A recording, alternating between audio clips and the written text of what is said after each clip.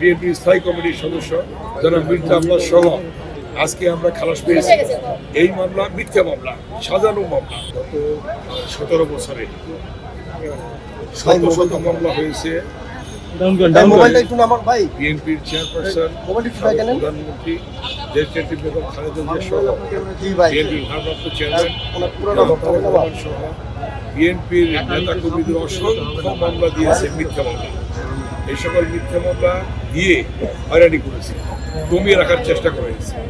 আমরা যে ভোটের অধিকার প্রতিষ্ঠার জন্য যে আন্দোলন সংগ্রাম করেছি দেশনেত্রী বেগম খালেদা জিয়ার নেতৃত্বে এবং পরবর্তীতে বিএনপির ভারপ্রাপ্ত চেয়ারম্যান তারেক রহমানের নেতৃত্বে, এই আন্দোলনকে দমানোর জন্যই তাদের এই অপচেষ্টা ছিল, কিন্তু জনগণ সেটা কখনোই মেনে নেয়নি।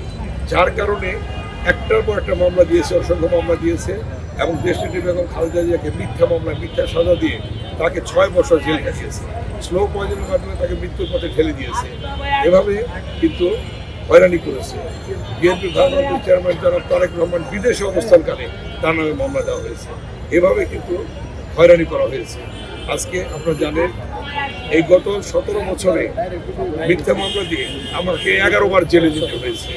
এমনিভাবে আজকে দেখেছেন আমাদের বিএনপির স্থায়ী কমিটির সদস্য জনাব মির্জা আব্বাস সহ আজকে আমরা খালাস পেয়েছি।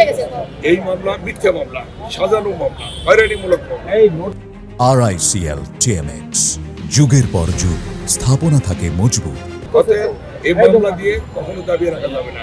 আর যে সকল মামলা আমাদের ছিল মিথ্যা মামলা, ইতিমধ্যে আমরা খালাস পেয়েছি এবং বাকি যেগুলি আছে সেগুলির মধ্যেও আমরা খালাস পাবো বলে আমার বিশ্বাস।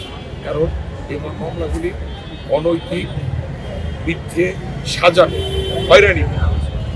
বিগত ফ্যাসিস্টের মাধ্যমে যে সকল মামলা হয়েছিল সেগুলি একই সঙ্গে এক অর্ডারের মাধ্যমে এটা নিষ্পত্তি হবে। তো সে বিষয়গুলি হয়তো হয়েছে, কিছু কিছু বাকি আছে, সে ব্যাপারেও হয়তো সরকার পদক্ষেপ নেবে এবং আমাদের যে সকল মামলা ছিল ইতিমধ্যে আমরা খালাস পেয়েছি।